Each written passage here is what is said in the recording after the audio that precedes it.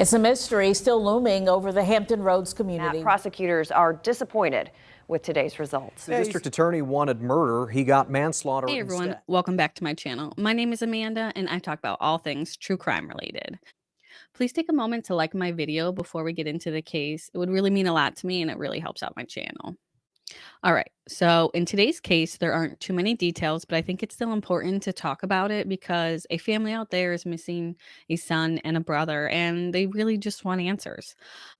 Usually I like to have multiple sources when I'm doing my research to report on something just so I know that it's a little more accurate. And sometimes some newspapers or articles don't really care as much about the facts as they do about grabbing headlines. But in today's case, there was very few media outlets that actually reported on it. So I'm only going with what we have. Let's jump right into it. Today, we'll be talking about 29-year-old Kenneth Williams Jr., who went missing from Monica, Pennsylvania. Kenneth was close to his family, stopping by his sister's home in Aliquippa on the evening of May 13th, 2011, where she would describe him as acting agitated about an encounter that Kenneth had with someone else. She said that her brother did not go into too many details about what happened during this encounter, but she did say that he indicated that this person owed him something, and when Kenneth asked this person about what he was owed, the person acted as if this was offensive to him. His sister told the news that she believes this encounter most likely had something to do with Kenneth going missing.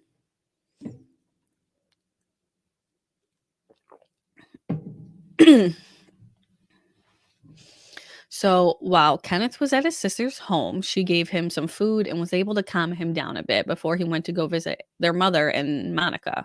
It was reported that he told his mother that he had recently lost his job and that he seemed upset. He left his mother's house the early morning hours of May 14th, driving his cousin's car, a 2005 black Ford 500, and he has not been seen since. From my understanding, it appears that a missing persons report was filed for him on May 18th, and the following day that the car he was driving, the black Ford 500, was found about 100 miles away from Monica. It was found unlocked and abandoned on a logging road in a remote area of West Virginia. Police brought cadaver dogs out of the wooded area where the car was found, and for 3 days they searched for Kenneth with no luck. According to his family, it appears that some things in the car were off, like the radio station was turned to a hip-hop station rather than the normal classical music that Kenneth preferred. The driver's seat was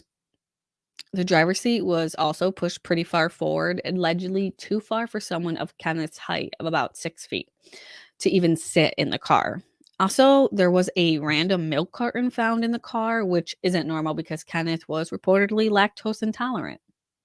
And in the articles I read, it stated that the milk carton was not tested for DNA and it would eventually be thrown away. A few things regarding this case that I think are a little important to mention, as it could give some information as to what happened to Kenneth. So first, Kenneth has been diagnosed with bipolar disorder and requires medication that he did not take with him. As a result of not taking his medications like he's supposed to, he may become disoriented and possibly unable to remember who he is. And two, during the police investigation, it came to light that Kenneth was a fan of gambling and often played poker games in private homes and back rooms, I guess. Police interviewed people that Kenneth had been known to play with, and they found out that he did have a small debt, but no one indicated anyone that had a problem or had anything that they needed from Kenneth.